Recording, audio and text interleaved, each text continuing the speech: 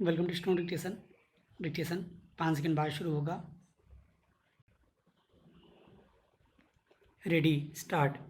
अटूट श्रद्धा व्यक्ति के स्वयं के ज्ञान के द्वारों को खोलने में सबसे बड़ी बाधक होती है। विराम। यदि हमें किसी के प्रति श्रद्धा उत्पन्न हो जाती है तो हम शीघ्र ही उसका अनुसरण कर लेते हैं और उसके बताए मार्ग पर चलने लगते हैं। विराम। इसी से जीवन में उन सुखद अनुभूतियों से हम वंचित रह जाते हैं जो केवल स्वयं के ज्ञान के द्वारों के खुलने पर होती हैं। विराम। मस्तिष्क के ये आंतरिक द्वार तभी खुलते हैं जब इसके लिए एक प्रकार की विशेष प्यास की ललक जागृत हो। विराम।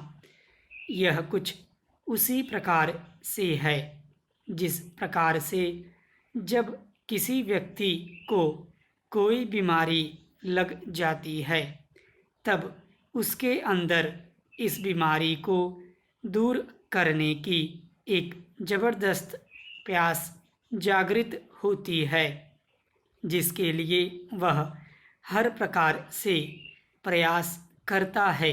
Para change.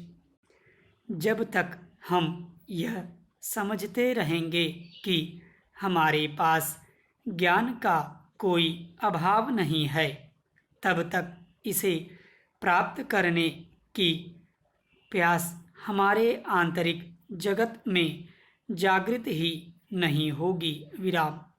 यह तो तभी जागृत होगी जब हम यह अनुभव करेंगे कि हम में केवल अज्ञान ही समाया हुआ है। विराम। अज्ञान का जबरदस्त अनुभव ही ज्ञान प्राप्त करने की प्यास रूपी ललक को जागृत करता है। विराम। हम जैसे जैसे स्मृतियों को पकड़ते जाएंगे वैसे वैसे ज्ञान हमसे दूर होता जाएगा। विराम। यह कुछ उसी प्रकार से है जिस प्रकार से तैरने के संबंध में शास्त्र पढ़कर या व्याख्यानों को सुनकर तैरना नहीं सीखा जा सकता है। विराम। Para change. यदि अज्ञान हमारा स्वयं का है तो इसे हमारा ही ज्ञान मिटा सकता है, दूसरे का कदापि नहीं। विराम। यदि अज्ञान हमारा हो और ज्ञान दूसरे का तो इस स्थिति में अज्ञान तो बचा रहेगा किंतु ज्ञान स्मृति के रूप में इकट्ठा होकर बोझ बनता जाएगा। विराम।